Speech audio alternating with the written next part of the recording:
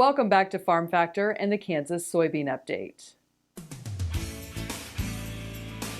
This is the Kansas Soybean Update. It's brought to you by the Kansas Soybean Commission. The Soybean Checkoff, progress powered by Kansas farmers.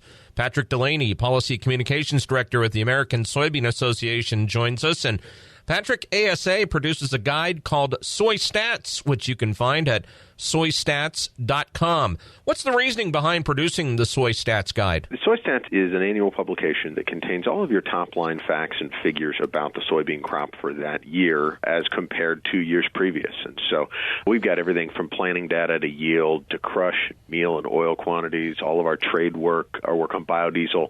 It's all in a nice, handy-to-read format, fits right in your pocket, and it's something that we really have gotten some great help from our state affiliates, including the Kansas Soybean Commission, on producing for the last few years. And it's really comprehensive. It might not even cover it there, just because even at the start you talk about what the composition of a soybean is before you even get to the numbers. Absolutely. It's designed to be a handy reference guide for farmers. And so if you're there talking with folks who may not understand what exactly the soybean goes into, how it is processed, how it is grown, there is kind of a handy cheat sheet at the front end that just talks about it in really simple, easy to understand terms. But those numbers also show the growth of what we've seen within this industry, too. That's absolutely right. 2 records were set last year. We have a record production of 3.93 billion bushels here in the United States, and our average yield nationwide was up to 48 bushels an acre, which is really very good. But it also points out a lot of the trends that we've been seeing in growth in exports specifically to China, growth in the biodiesel industry, growth in the use of biotechnology.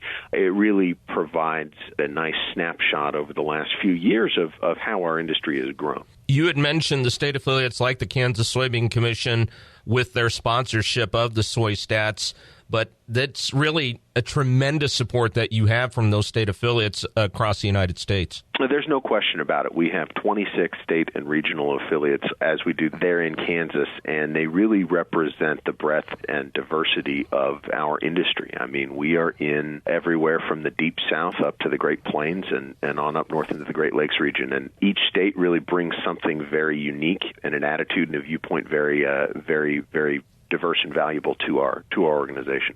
Patrick, I appreciate your time. Thank you very much. Thanks for having me, Greg. Patrick Delaney, Policy Communications Director with the American Soybean Association, joins us on the Kansas Soybean Update. It's brought to you by the Kansas Soybean Commission. The Soybean Checkoff, progress powered by Kansas farmers. Learn more at kansassoybeans.org. For Kansas Soybeans, I'm Greg Akagi. Hope you enjoyed this week's Kansas Soybean Update. After the break, let's join Kyle and Kris Lancaster, spokesperson for agriculture in Region 7 of the EPA.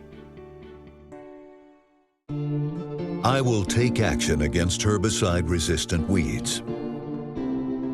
I will know my weeds, and I will stop them before they go to seed.